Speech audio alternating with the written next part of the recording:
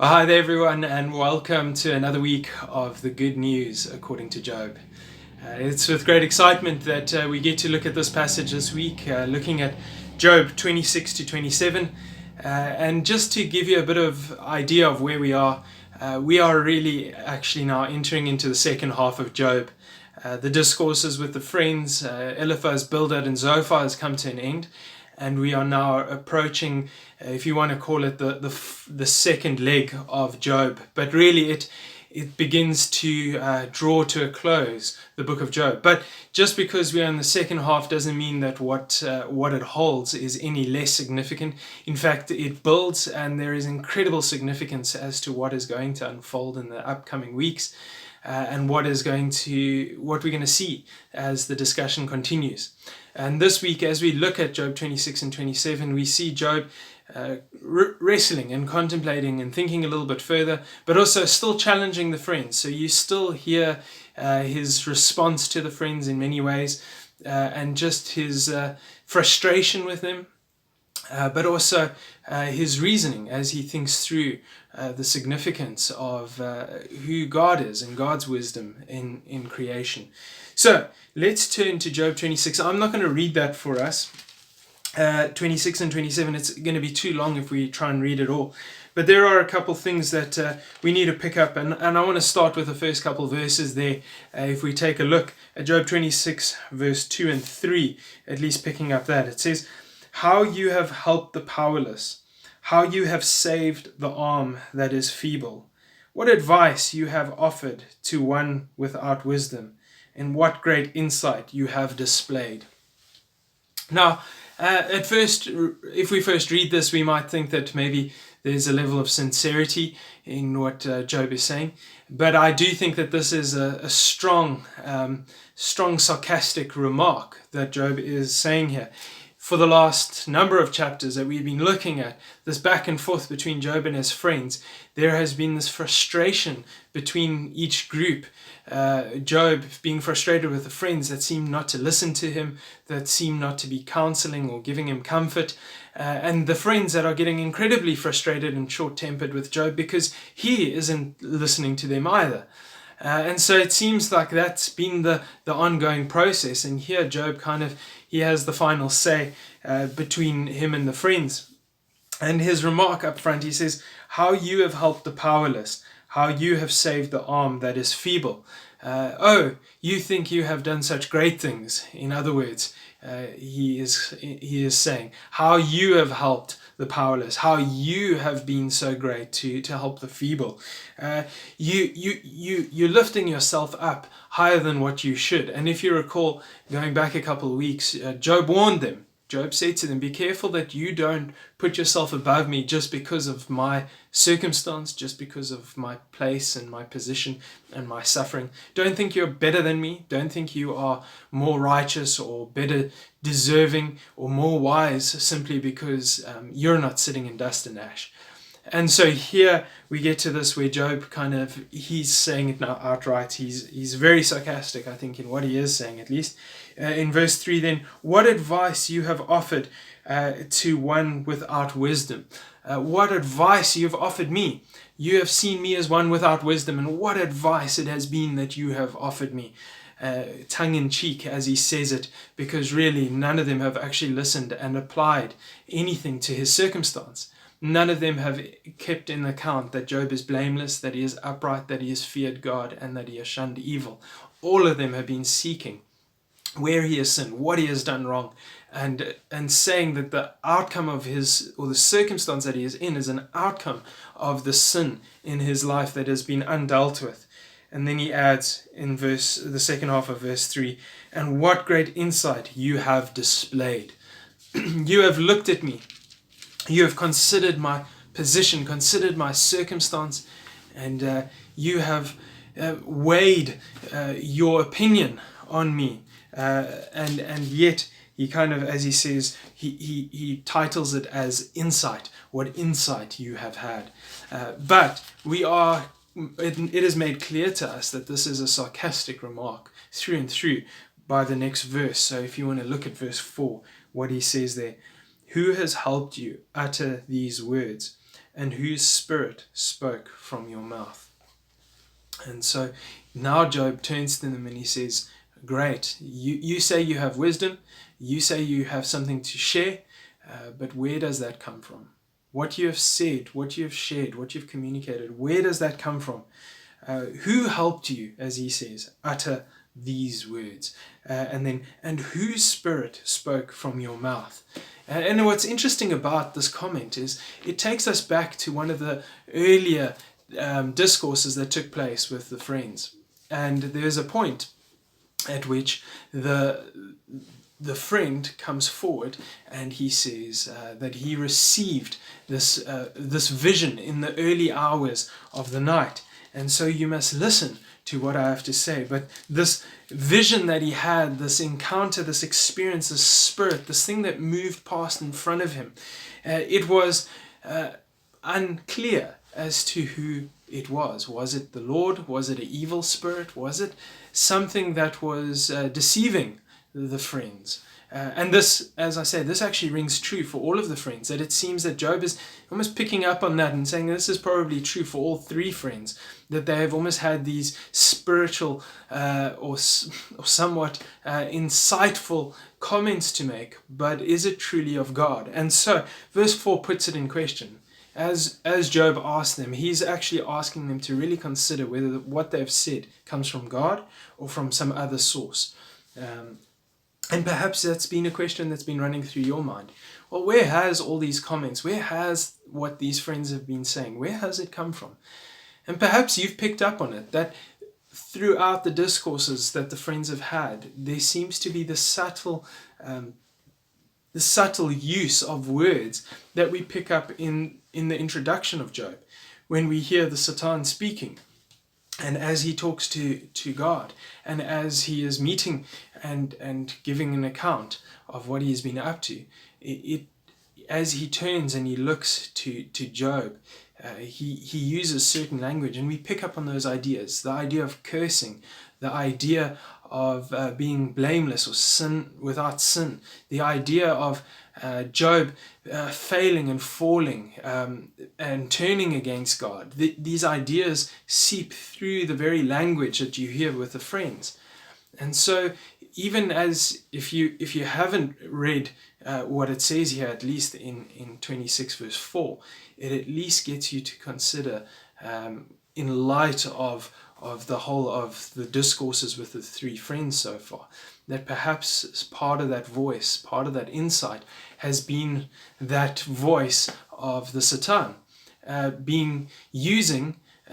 actually making use of the friends to push Job even further to the brink of cursing God. But there are some crucial things within this that actually draws us again back to the introduction of Job, where we hear a different voice, a different language that has been used. So we'll pick up on that in a little bit. We'll find that in chapter 27. But there's still a chunk here in chapter 26 that we need to pick up on. And so if you want to look there, maybe we read a little bit of it. And it says there in verse 27, chapter 26, verse 5, "The dead are in deep anguish, those beneath the waters and all that live in them. The realm of the dead is naked before God. Destruction lies uncovered. He spreads out the northern skies over empty space. He suspends the earth over nothing. He wraps up the waters in his clouds, yet the clouds do not burst under their weight. He covers the face of the full moon, spreading his clouds over it. He marks out the horizon on the face of the waters, for a boundary between light and darkness. The pillars of the heavens quake, aghast at his rebuke. By his power he churned up the sea. By his wisdom he cut Rahab to pieces. By his breath the skies became fair. His hand pierced the gliding serpent. And these are but the outer fringe of his works. How faint the whisper we hear of him. Who then can understand the thunder of his power?" And so the last verse of this chapter at least highlights Job's response to the friends, So he asked the friends, where have you got your insight or your knowledge or your wisdom?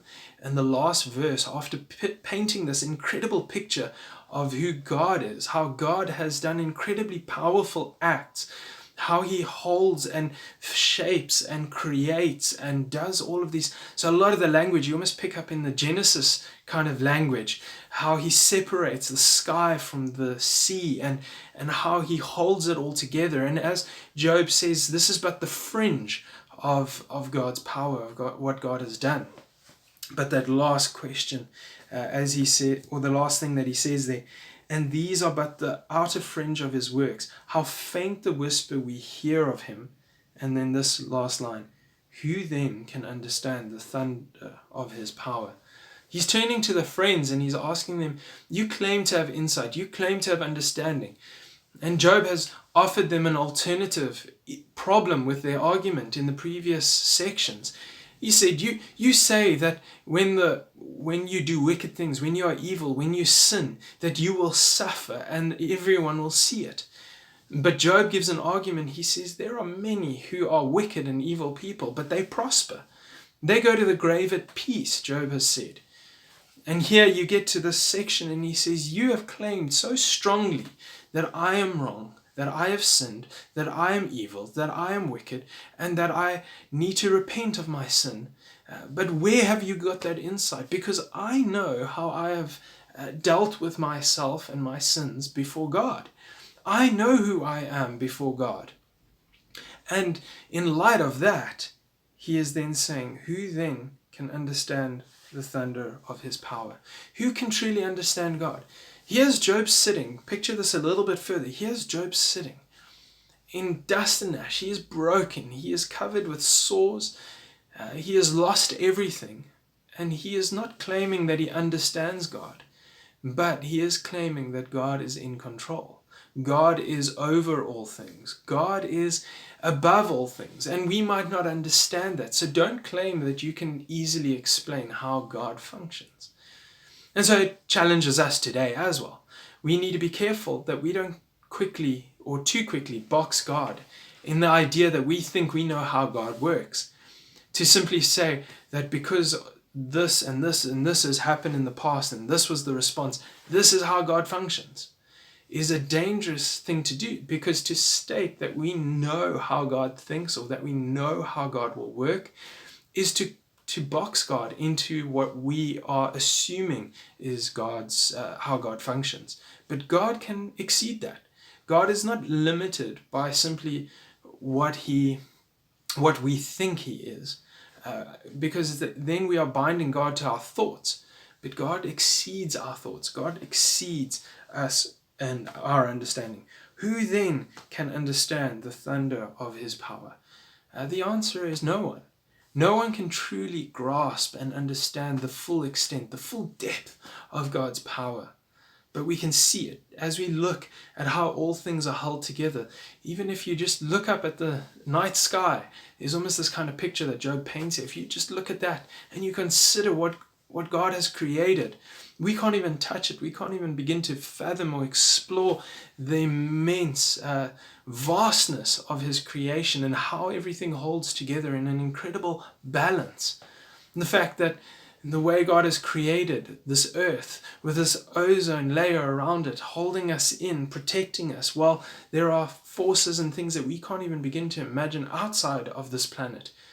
And when we begin to just consider that, it's the fringe of his very power, the fringe of his works that we begin to just see as we look at here, our existence now, look up to the stars.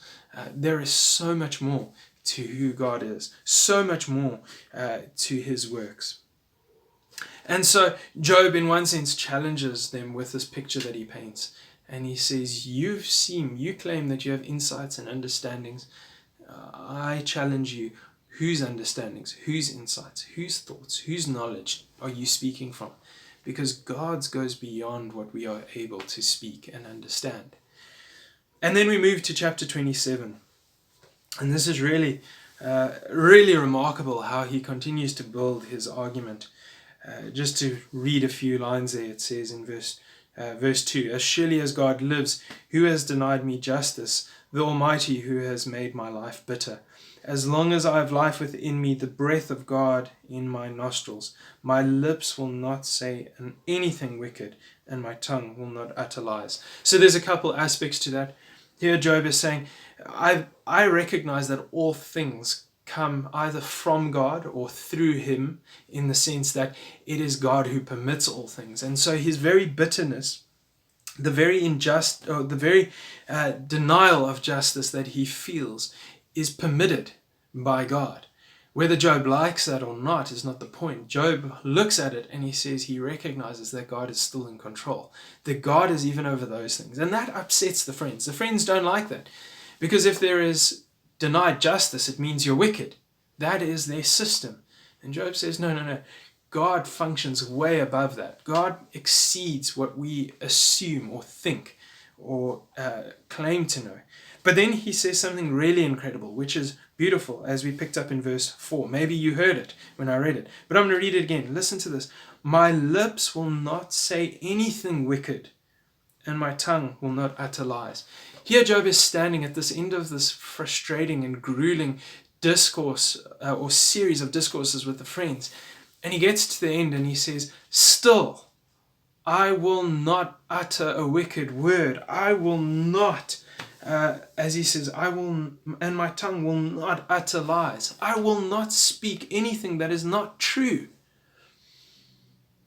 And here Job is standing in his position, broken, frustrated, persecuted, if you want to paint that picture, by his friends. And he's saying, I know what is true. I know what is right. I know what I won't utter something that is wrong or wicked or evil. It won't come across my lips. And listen to these words in verse 5. I will never admit you are in the right. Till I die, I will not deny my integrity. So, careful that we don't misunderstand what Job is saying. Job is not saying that the friends are wrong. He is just saying that within his context, within what they have been saying to him, he will not admit that they are right. Because if he does, then it means that there was something in his life that wasn't right with God. If he accepts and he says that what they have said is true and right, it will mean that Job has to deny the fact that he has claimed to be blameless or upright, or that he fears God, or that he shuns evil. And it puts into the very question, it puts into question his very integrity, his character. And he says, I will die, till I die, I will not deny my integrity. And this takes us back. This takes us back all the way to chapter 2, verse 3. And as I said early on, we're going to pick up on it. And here we go. Here we hear a different voice coming through. 2 verse 3. Then the Lord said to Satan, have you considered my servant Job? There is no one on earth like him. He is blameless and upright, a man who fears God and shuns evil. And then there's this crucial piece.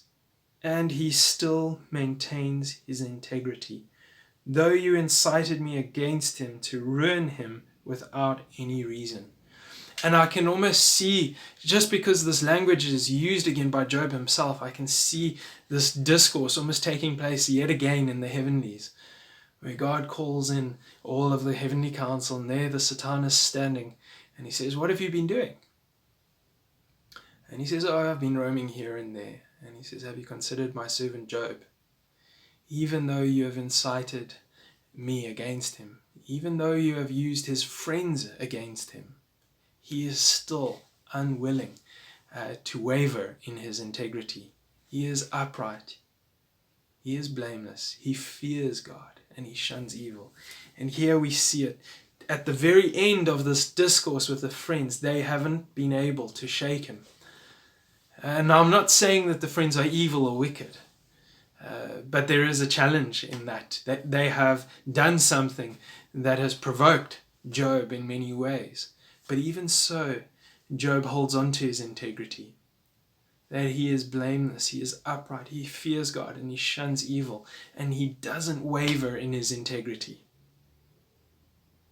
Listen to verse 6. I will maintain my innocence and never let go of it. My conscience will not reproach me as long as I live. He says, I will deal with my sin so that I will always have a clear conscience.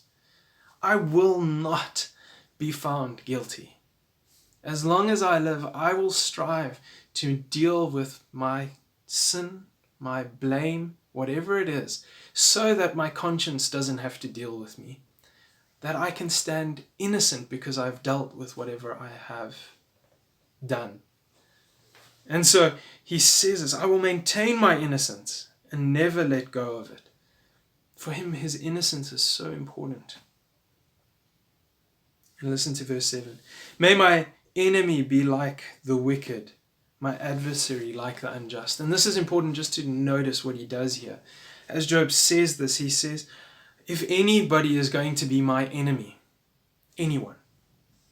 And it's interesting because Job doesn't see God as his enemy at this point. He's come to the end of this discourse with the friends, and he doesn't claim that that God is his enemy. But he says, if ever there were to be an enemy, my enemy will be the wicked and the unjust. And the reason for that is because he is still not willing to be put into the camp of the wicked and the unjust. He has just said it in the previous verse, that he will hold on to his innocence. And here we see it again. He is not ready to let go. He is not ready to concede and give up and to be handed over into the hands of the wicked and the unjust. He's holding on to his integrity. He is convinced of who he is and where he stands before God. Listen to verse 8. For what hope have the godless when they are cut off, when God takes away their life? What hope is there? If that is the last thing I do, if I live and I deny God, or I put myself into the camp of the wicked and the evil, then what hope is there for me? I will die. And it's interesting because it goes back to similar language. If you think about what Job's own wife said to him, just curse God and die. And here he is saying, I will not. I will rather be an enemy to the wicked and the unjust than lose my hope like the godless when they are cut off. Listen to these two verses, verse 11 and 12. I will teach you about the power of God, the ways of the Almighty. I will not conceal. You have all seen this yourselves. Why then this meaningless talk? And now Job is building up. He's ready. He is about to bombard them with a challenging thought. And he is going to throw it at them and get them to really consider. This is like Job's final attack, final push against his friends and their views and their thoughts. So let me quickly read this section and maybe you pick up on some of the language as we go. Here is the fate God allots to the wicked, the heritage a ruthless man receives from the Almighty. However many his children, their fate is the sword. His offspring will never have enough to eat. The plague will bury those who survive him, and their widows will not weep for them. Though he heaps up silver like dust and clothes like piles of clay, what he lays up the righteous will wear, and the innocent will divide his silver. The house he builds is like a moth's cocoon, like a hut made by a watchman. He lies down wealthy, but will do so no more. When he opens his eyes, all is gone.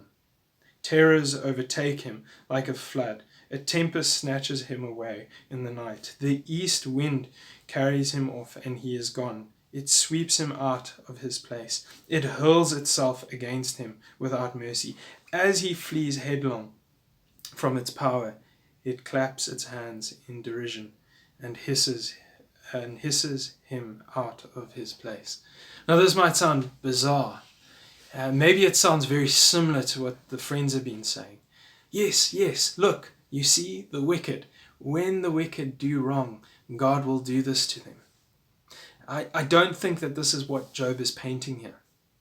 I don't think Job is painting a picture of an immediate outcome. Job is not painting a clear picture of the destruction of household and possessions and all of those things. Though that language seems to be there, I think his picture runs far deeper. It runs all the way back to verse 8, which we read now. For what hope have the godless when they are cut off, when God takes away their life? Job paints a picture here, and he says, look at the power of God. You're so concerned about the immediacy of everything, the now. But let me paint a picture for you, not of now, but of the ultimate judgment, the ultimate outcome of what God's power looks like for the unjust. The wicked have no hope. When they close their eyes to this world and open it to what is to come, there is nothing for them. They are stripped away. They have no hope. But Job is saying he is holding on to the hope of who God is. So even though when he closes his eyes and he opens them again, though when he closed his eyes he had nothing, he knows that he will open them again, and hopefully, like he says in an earlier chapter, that he will get to see God himself, personally, face to face. Whereas this picture that gets painted here of the wicked that Job paints for us is one that they are driven out into the desert, driven out into the wasteland, driven out from everything that they have ever had. And in that instant of them closing their eyes and dying, they wake up with no hope, no life, nothing to hold on to. And so Job's picture here is not necessarily one of a now issue, but it is of a deeper issue, one that is ultimately going to come upon anybody and everybody, whether you are, for everybody that is living now will have to die, but the outcome is going to be different. If you believe in the Lord God, if you trust in him as Job is expressing here, you will close your eyes and open them again to a hope. Whereas if you are an evil, wicked person that denies God, that rejects his word, when you close your eyes after having acquired everything that you have, you will open it to find that there is nothing there for you. And so I think Job's argument runs far deeper than the material. This is spiritual. This is eternal. This is far deeper. And so for us today, we ask that question. When you close your eyes to this world, what will your eyes be open to? Has your God been this life? Has your God been your knowledge, your wisdom, favor with people, your possessions? Or when this world crumbles around you, are you able to close your eyes and know that when you open them again, that you have a hope, that your hope lies not in Job, that your hope lies not in your possessions, but that your hope lies in Jesus Christ, who when he was hanging on the cross, he was persecuted far greater than Job was. His friends scattered, people mocked him, they took all his clothes, he had no home, and there he hung on the cross, facing the very wrath of God. And as his eyes closed, when they opened again, it opened into life. It opened into a way that had been made possible. In his resurrection, he has made the way possible that when we close our eyes to this world, this life, that it will be open again to see God face to face because of Jesus Christ. See, Jesus has made the way possible. Jesus has given us a hope. Jesus has given us an opportunity to not fear, to not be in dread and terror of this world. And what's so beautiful about this passage, and why I love it so much, is here Job gets to the end of the discourse of the friends, that they've given up on him. And yet he still seems to be saying, I will hold on to my integrity. I will hold on to my innocence. And that's not a prideful thing. That's not him elevating himself. But he's saying, I'm holding on to what is pure, what is right. I'm holding on to blamelessness, uprightness, fearing God, and shunning evil. Job's desire is to be in the right standing with God. And for him, he doesn't have Jesus Christ. For us, we do. And what makes it so incredible for us is that we can long for God all the more. That we can long for being able to be in his presence all the more. And that he has made the way possible through Jesus Christ. And so it's not about our actions, it's not about how good we are, but it's how great Jesus Christ is and what he has done for us. Because it's by his innocence, it's by his integrity, it's by his perfection, it's by his righteousness that we get to enter into this relationship, enter into and experience the hope of life that God has given us through his Son Jesus Christ. And so may we today say as Job has said, maybe we just read those words again. My lips will not say anything wicked, and my tongue will not utter lies. I will maintain my innocence and never let go of it. My conscience will not reproach me as long as I live. Not in our own power or our own ability, but in Jesus Christ.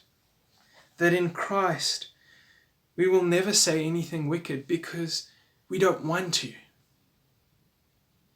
That in Christ our tongues will never utter or want to utter lies because of who he is. And that because of Christ I want to maintain my innocence because of what he has done for me, because of the innocence that he has given me, so that my conscience will not reproach me, because I can stand in confidence in the hope of who Jesus Christ is and what he has done for me. So may you enjoy that. May you rejoice in that. May you reflect on that over the next week until we meet again. Have a great day. Cheers, bye.